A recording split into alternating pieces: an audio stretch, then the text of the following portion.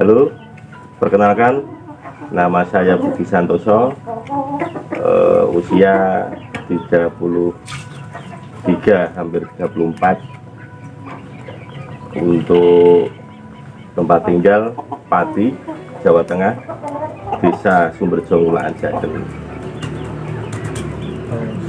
Alasannya kandang sapi kok sekarang dibikin kandang ayam?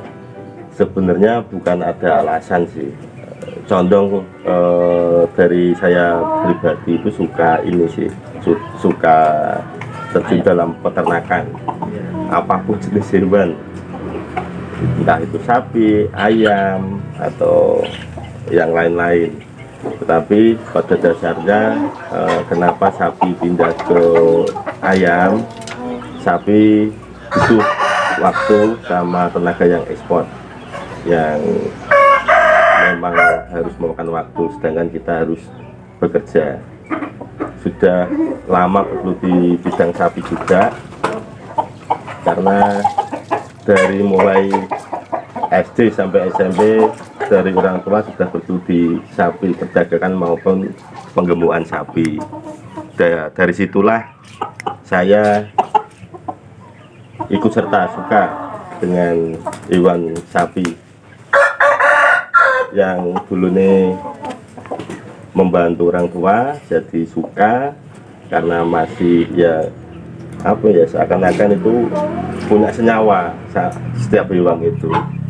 Jadi condong di sapi itu pada dasarnya memang kalau memang penggemukan, satu pakannya yang lebih mahal sama tenaganya yang ekstra, waktu yang semenjak saya sudah kuliah, lulus sekolah kuliah, terus nggak ada waktunya, ya kita beralih ke ayam. Ayam pun sebenarnya dulu nggak ternak, karena hobi, sering beli ayam.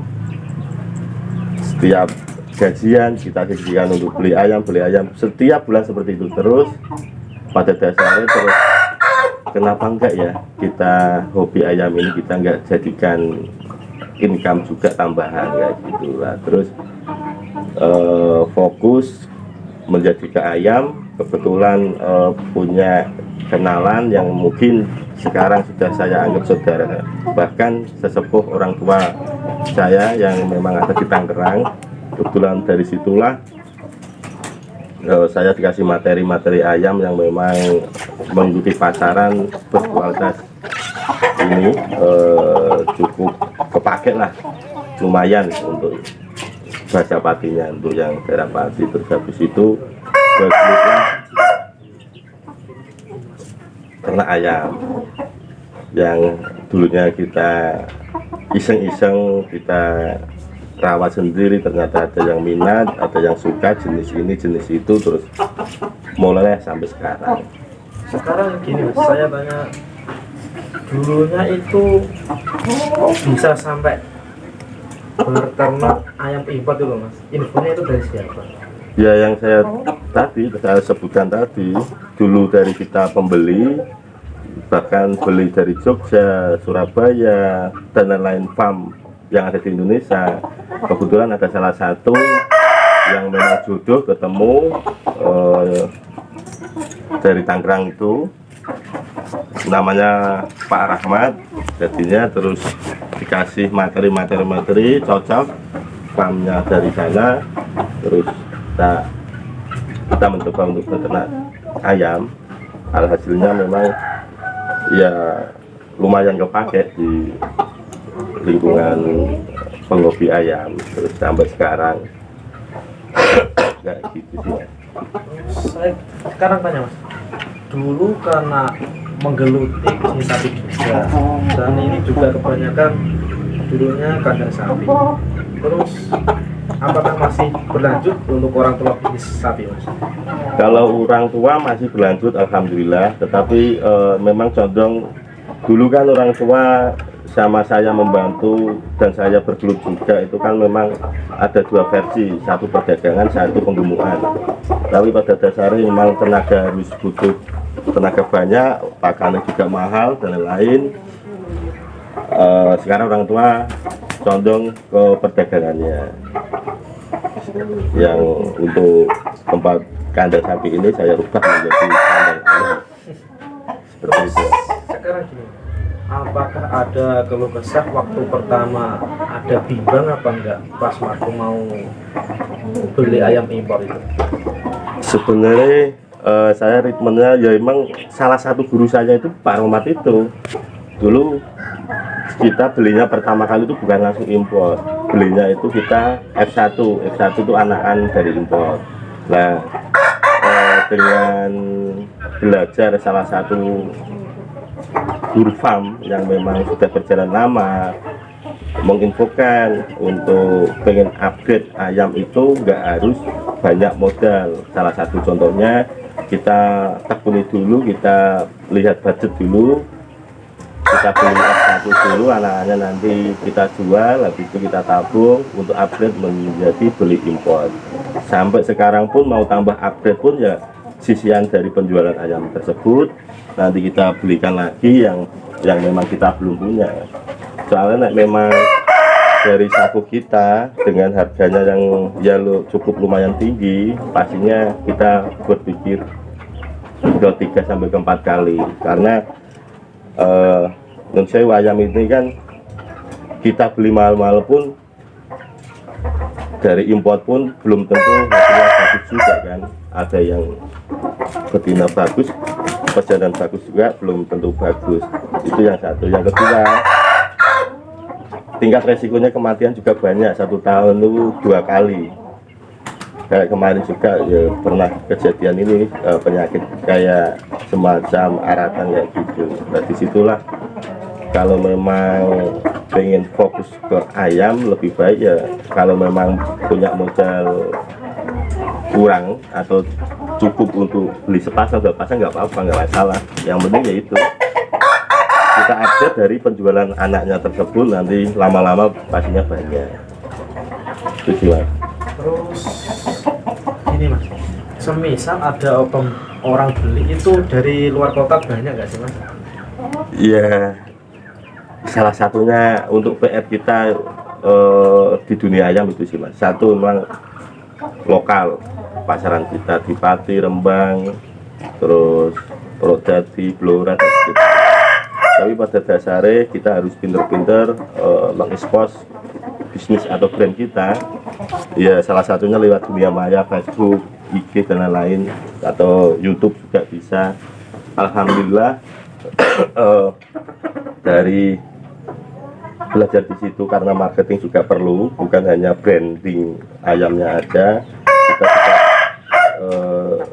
terjual di nasional, istilahnya di Sulawesi, Lampung, Bali dan sekitarnya,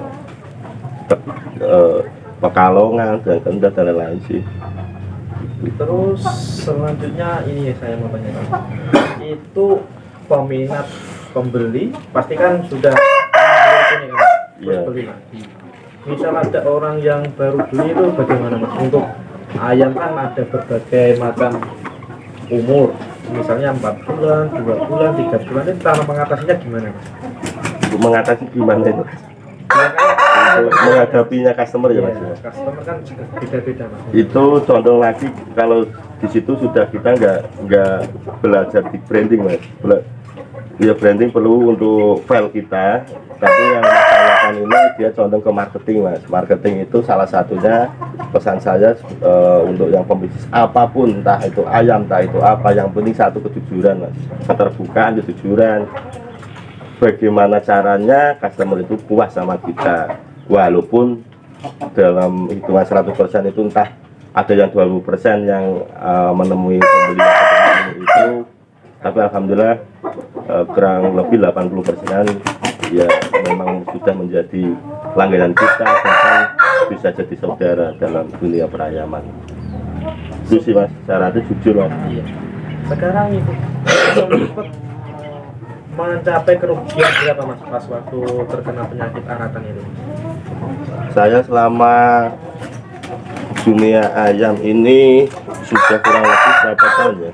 6 tahunan atau berapa itu, yang paling banyak baru kemarin Mas, malah 2020 2022 kemarin di bulan Juli sama Agustus itu yang biasanya yang tadi saya sebutkan itu ada virus namanya virus ayam itu haratan itu. Nah kalau di Jawa itu 1 tahun 2 kali. Nah biasanya itu cuma 5%, maksimal 7%, atau kategorinya 1 plong 2 plong ayam 1 peranak itu. Tapi kemarin sampai mencapai 80-90% karena virus itu pada mati. Ya disitulah keluh kesahnya, suka senangnya untuk peternak ayam kayak gitu. Ada seni tersendiri ya. Pasti nemuin setiap peternak ayam pasti nemuin itu virus 2 kali itu. Tak sambil ini ya mas. Tambah aja. Untuk materi breeding sendiri itu dari import ya mas. Terus ada gak sih mas ketakutan pas di import itu kadang kan ada ayam yang beda yang dikirim. Ketakutannya itu bisa teratasi gak sih kalau masnya? Kalau memang condong, saran saya sih condong di dunia perayaman, kalau memang pelaku baru dipelajari dulu sekitar pembisnis kita, sekitar penyuplai kita, seperti apa karakternya dan lain-lain, karena tidak mungkin kemungkinan itu bisa tertukar di pelabuhan atau memang nggak sampai, atau entah itu nggak yang seperti kita pesan atau seperti apa, karena di dalam dunia apapun itu pastinya ada seperti itu, apalagi kita import itu ya di pelabuhan dan lain-lain bisa ditukar. Saran saya ya lihat mitra kita dulu seperti apa karakternya, bisa dipercaya apa enggak, karena nominalnya cukup lumayan banyak sih ya. Salah satunya ya memang yang tadi saya sebutkan tadi, memang satu kandang itu yang memang bisa sampai aku bisa ambil impor dan lain-lain, itu yang kita kurang itu sih. Gini mas, kan masnya sudah hampir 6 tahun atau lebih, atau enggak sih mas mencapai kerugian yang begitu Dengan teliti kepastian, teliti obat dan lain-lain, tapi kembali lagi semuanya itu kepada yang Maha Kuasa sih ya. Kalau kita sudah kembalikan, oh iya bukan rezeki kita, karena memang bisnis ada resiko ya, itulah muncul semangat lagi memang untuk bergerak lebih maju. Mungkin pada saat itu yang saya pikirkan ya memang keberhasilan yang tertunda ya di situ itu. Yang penting kita masih yakin, masih belajar dari itu, semoga lebih baik lagi, lebih sukses lagi sih ya.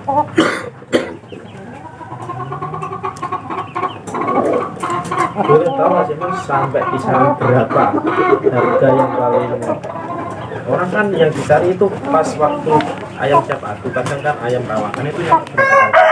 Kalau memang harga sih relatif mas, kalau kayak impor itu bisa ya paling murah 7 jutaan sampai 15 juta, bahkan 25 sampai 100 juta ke atas pun ada. Tapi untuk F1 nya 5 jutaan ya ada, untuk lokal 2 jutaan, 5 jutaan, bahkan sampai menyacarakan impor juga ada yang lokal. Jadi tergantung kualitasnya juga. Nah yang kemarin itu kerugian asumsi 80% itu yang siap jual langsung di 1 bulanan itu kisaran kurang lebih 50-an itu ada. Nah memang satu ayam itu kita bandrol biasanya yang kita jualin 1 jutaan, 1.500.000, bahkan bisa 2 juta ya, kita ambil rata-rata 1 juta itu 50-an juta.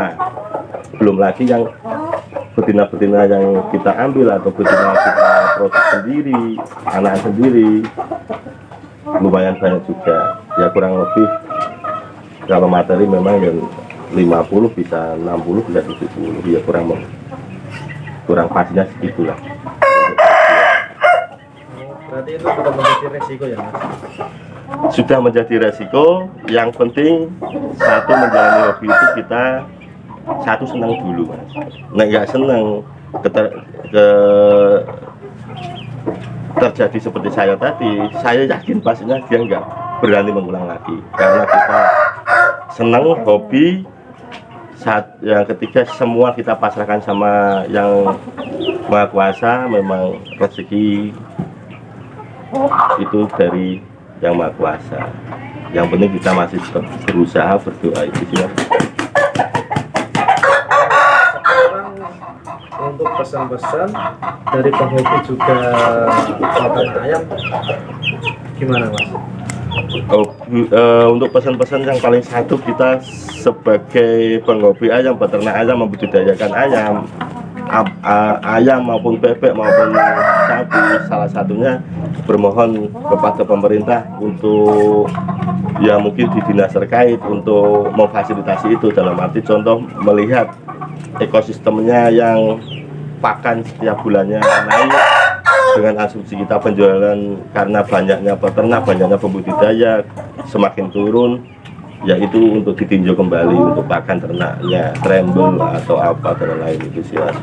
Yang kedua, untuk pesan penghobi ataupun enggak ayam pun, satu, dunia bisnis itu memang yang kita perlukan kejujuran. Yang kedua, menambahkan persaudaraan itu mungkin untuk mencapai kita sukses itu nanti dikeburi itu sendiri.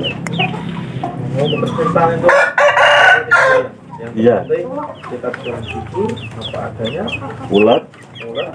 Yang paling penting pantang menyerah. pantang menyerah. Iya, tapi memang pengalaman buat pelajaran kita mana kekurangan kita. Semua suhu perayaman, semua apapun pasti tetap masih belajar Mas, karena belajar itu mutiara. Nggak bisa kita sebut 100%, tapi belajar itu mutiara. Dari kesalahan, dari kegagalan, untuk memotivasi kita lebih belajar, lebih disiplin, lebih jujur, lebih ya berdoa pastinya. Karena semua itu kalau ikhtiar sudah kita jalani, ada yang menentukan, yang